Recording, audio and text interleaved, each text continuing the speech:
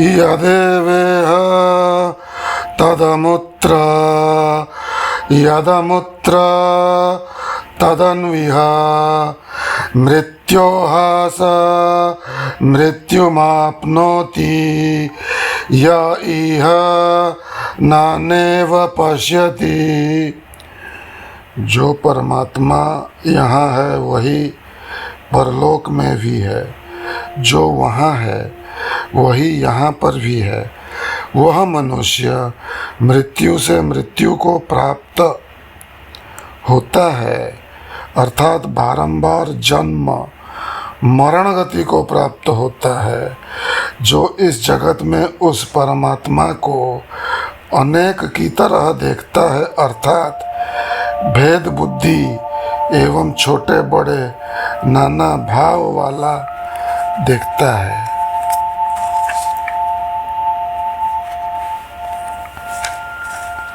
आज का तारीख है अक्टूबर 19, 2025, अक्टूबर 19, 2025 और यह है स्वामी निरंजन जी पॉडकास्ट विथ सैम योगी, जिसमें आपका स्वागत है। आज का एपिसोड है एपिसोड नंबर 85, एपिसोड नंबर 85। इसके पहले 84 एपिसोड्स हो चुके हैं, जिनको कि आप कई माध्यमों से सुन सकते हैं, जैसे हुआ स्पॉटिफाई, एप्पल पॉडकास्ट्स और यूट्यूब में भी हम अपलोड करते रहते हैं। तो श्वेताश्वतर उपनिषद का चतुर्थ अध्याय का 11वां मंत्र इस प्रकार है। नैनम् ऊर्ध्वं न तिर्यञ्चं न मध्ये परिजग्रवत न तस्य प्रतिमा अस्ति यस्य नाम महद्यशः। इस परमात्मा को कोई भी न तो ऊपर से, न इधर उधर से और न मध्य से ही भली भांति पकड़ सकता है, जिसका महान यश ऐश्वर्य नाम है। उसकी कोई मूर्ति अथवा कोई उपमा भी नहीं है कि जिसके द्वारा उनको समझा जा सके या किसी को बतलाकर समझाया जा सके, क्योंकि वह परमात्मा वाणी द्वारा व्यक्त नहीं किया जा सकता और न मन बुद्धि की वहाँ तक पहुँच है। इस प्रकार वह परमात्मा सर्वथा अग्राह्य, अद्वितीय एवं अनुपमेय है।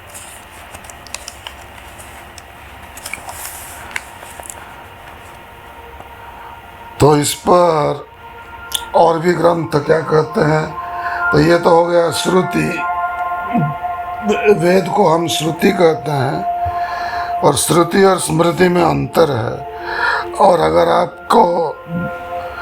अगर बात आ जाती है श्रुति और स्मृति के बीच कौन सही है, तो पहला प्रेफरेंस जाता है श्रुति को। श्रुति में आते हैं सारे वेद और वेदांत, जो कि वेदों का कल्मिनेशन है, अंत है, मूल है, या आप कह सकते हैं सार है वेदांत। वो हो गए उपनिषद, जिनमें से यह एक मुख्य उपनिषद में आता है, श्वेताश्वतर उपनिषद।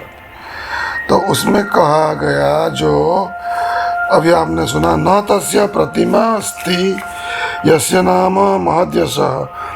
तो इसका प्रसंग न तस्य प्रतिमा अस्ति, यह वेद में भी, वेद प्रॉपर में भी आता है। अब स्मृति में सुनते हैं, स्मृति में आ गए गीता वगैरह।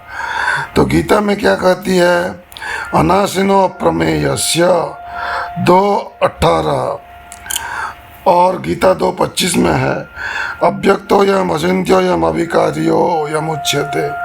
वह अविनाशी अविकारी आत्मा प्रत्यक्ष दिखाई पड़े ऐसा भी नहीं, उसका विचार कर सके ऐसा भी नहीं, क्योंकि वह समस्त इंद्रिय मन बुद्धि से परे होने के कारण सर्वथा अप्रमेय है। गीता 3:42 में लिखा है, इंद्रियाणि पराण्याहु इंद्रियेभ्यः परं मनः मनसस्तु परा बुद्धि यो बुद्धे परतस्तु सः।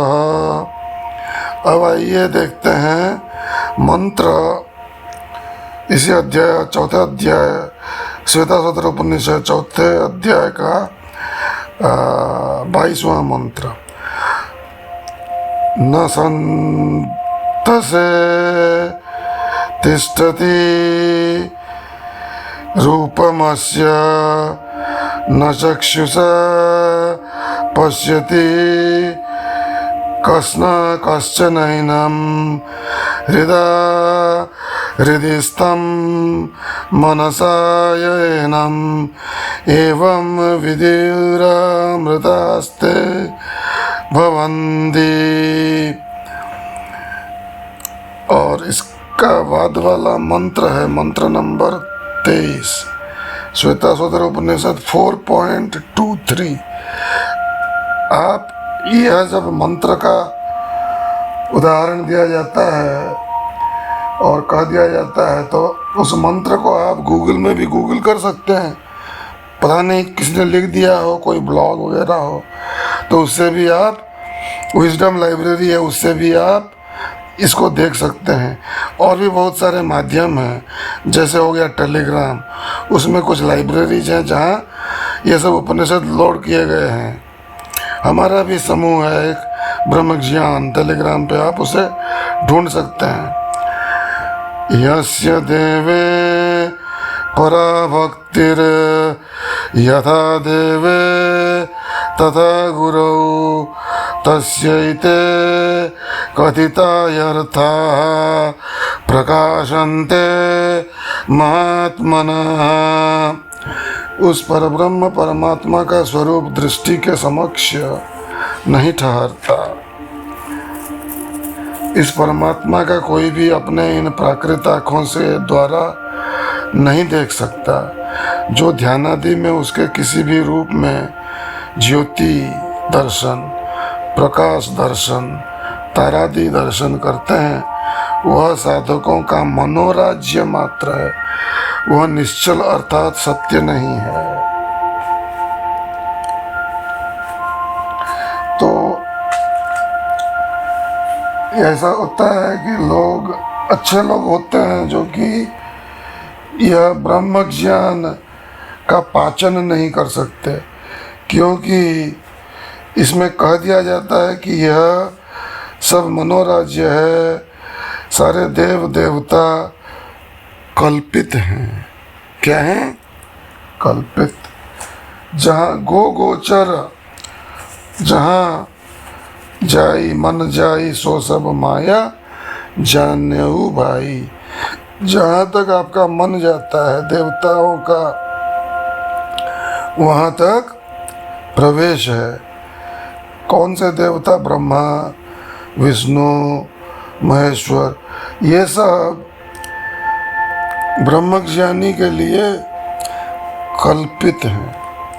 तो इनका क्या कहना? ज्योति दर्शन, तारादि दर्शन, आंख बंद करके बैठ गए और ज्योति दर्शन हुआ, अपने को महान मानने लग गए। तो ये सब मनोराज्य है, मनोविलास है। वही कह रहे हैं इधर स्वामी निरंजन जी महाराज। उस परब्रह्म परमात्मा का स्वरूप दृष्टि के समक्ष नहीं ठहरता। इस परमात्मा को कोई भी अपने इन प्राकृत आँखों के द्वारा नहीं देख सकता। जो ध्यानादि में उसके किसी भी रूप में ज्योति, प्रकाश, तारादि दर्शन करते हैं, वह साधकों का मनोराज्य मात्र है, वह निश्चल अर्थात सत्य नहीं है। जीव की सच्ची भक्ति देख परमात्मा स्वयं उस पर कृपा कर ज्ञान दृष्टि दिव्य चक्षु प्रदान करते हैं। फिर वही भक्त उन्हें दिव्य चक्षु द्वारा अनुभव करने में समर्थ होता है। पश्यन्ति ज्ञान चक्षुषः ज्ञानम ज्ञेयम ज्ञानगम्यम, ऐसा भी लिखा है। किधर लिखा है?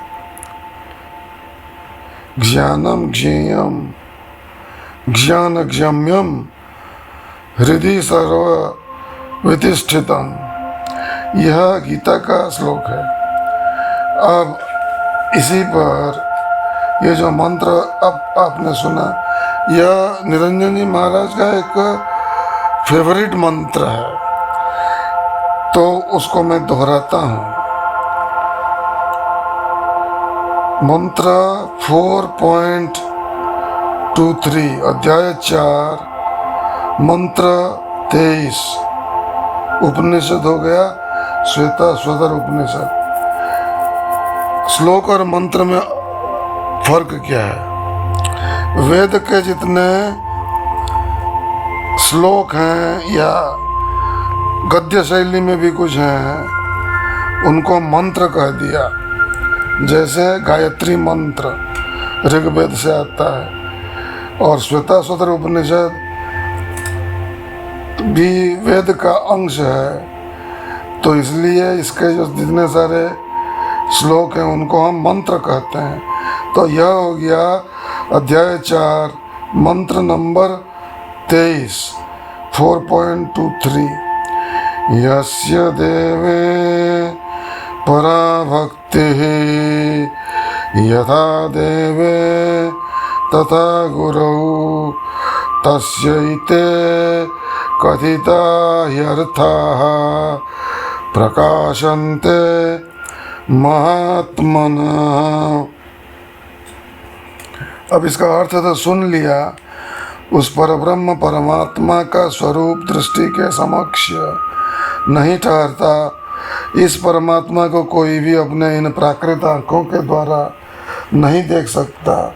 जो ध्यानादि में उनके किसी भी रूप में ज्योति प्रकाश तारादि के रूप में दर्शन करते हैं, वह साधकों का मनोराज्य मात्र है।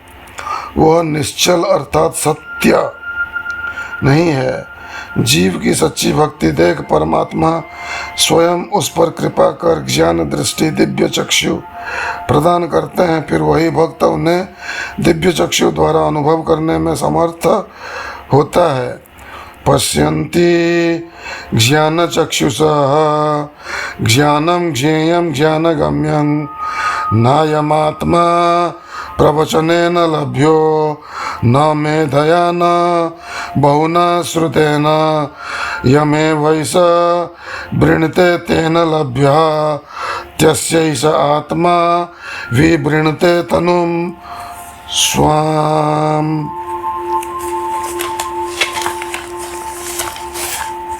तो यह प्रवचन अभी लंबा हो जाएगा, तो इसको यहीं समाप्त कर देते हैं। यह कह के इस कठोपनिषद का ये मंत्र था, मंत्र नंबर 1.23 1.2.23 1-2-23 नायमात्मा प्रवचनेन लभ्यो।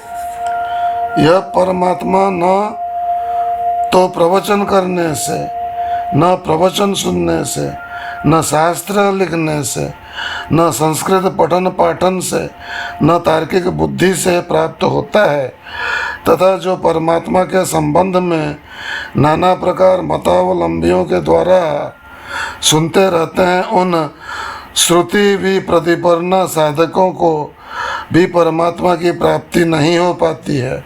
वे परमात्मा तो उन्हीं को प्राप्त होते हैं जिन श्रद्धालु भक्तों के प्राण उस परमात्मा को पाने के लिए जल विहीन मछली की तरह व्याकुल हो उठे हैं।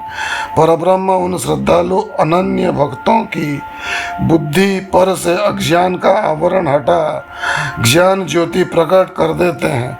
फिर उस प्रकाश में वे ज्ञानी भक्त अपने को देह से भिन्न एवं परमात्मा से अभिन्न रूप में अर्थात सोहम रूप में यथार्थ रूप से अनुभव कर पाते हैं। तो पहले भी हम सोहम सह अहम की व्याख्या कर चुके हैं और अभी कर देते हैं सह अहम, संधि विच्छेद हो गया सोहम का। सह वह, अहम मैं, वह परमात्मा, मैं यह आत्मा ही वह परमात्मा हूँ। जब आप सांस अंदर लें तो कहे सो, श्वास बाहर लें तो सुने हम। तो इस तरह श्वास चलती रहे और आप जब आप अकेले बैठे हो कुछ कर नहीं रहे हो तो अहंग्रह उपासना में इसका जिक्र कर दिया है सो हम कैसे करें। और श्वास में नाम सुमिर, वृथा श्वास मत खोए, ना जाने इस श्वास का फिर आवन होए न होए। आज बस इतना ही। ओम शांति शांति शांति।